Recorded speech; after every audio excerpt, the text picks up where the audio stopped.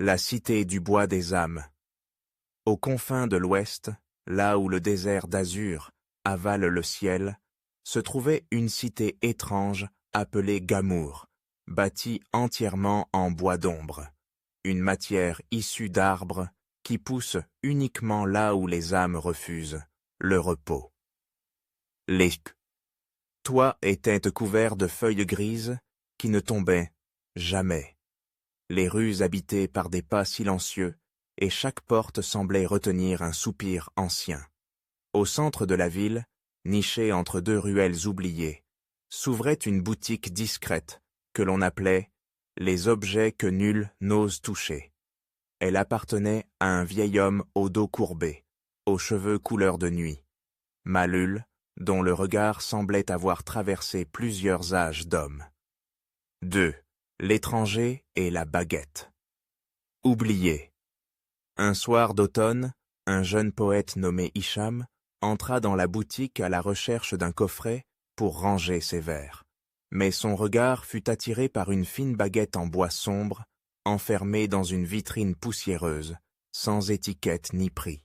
« Qu'est-ce que c'est » demanda-t-il. Malul s'approcha, essuya la vitre et répondit à voix basse. Elle appartenait à un dieu. Aujourd'hui, elle accorde 3 vœux à celui qui l'ose. Mais rappelle-toi bien, chaque vœu a son prix. Hicham haussa les épaules. Je n'ai rien à perdre. Il l'acheta pour une seule pièce d'argent. 3. Premier vœu, le festin du pauvre. Cette nuit-là, sous les étoiles, Hicham contempla la baguette et déclara en riant. Je souhaite un festin digne d'un roi, des plats qu'aucun palais n'a encore goûtés. La baguette vibra, et soudain, devant lui, apparut une table somptueuse. Viande dorée, fruits sucrés, vin rubis et douceur dorée. Il mangea jusqu'à n'en pouvoir plus, mais au dernier morceau, le vent changea, et, venant de l'obscurité, il entendit un sanglot d'enfant. « Qui est là » chuchota-t-il. Personne ne répondit.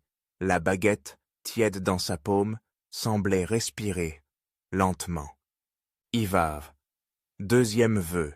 Le château et la dame dans le miroir.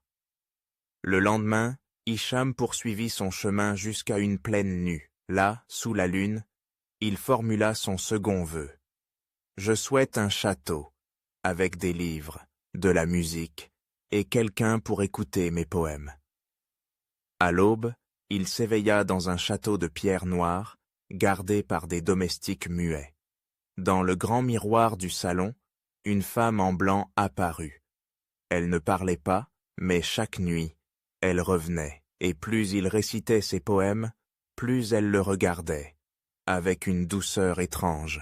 « Je n'utiliserai pas le dernier vœu, » murmura-t-il un soir. « Je veux simplement rester ici, avec elle. » La baguette resta silencieuse. V. La vérité. Un soir, alors qu'Hicham lisait son poème le plus intime, la femme dans le miroir pleura. Puis, elle parla. « Je suis le vœu d'un autre. Quelqu'un demanda un amour éternel, et j'ai été enfermé dans ce verre, à attendre. »« Je ne suis pas lui, » dit Hicham, tremblant. « Non, tu es seulement le suivant. » Il baissa les yeux. La baguette n'était plus en bois, mais en os blanc, 6.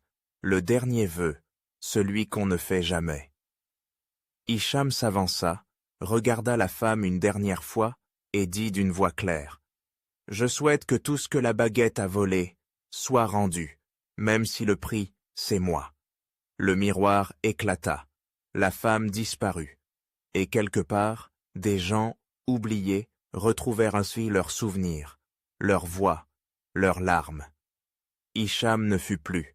La baguette tomba, inerte. 7. Une boutique, une question des années passèrent. La boutique de Malul restait ouverte, mais le vieil homme avait disparu. Derrière le comptoir, un jeune homme aux yeux profonds racontait des histoires à ceux qui voulaient souhaiter. Et sur la plus haute étagère, la baguette dormait sous une cloche de verre fendue. Êtes-vous vraiment prête à payer pour ce que vous croyez désirer?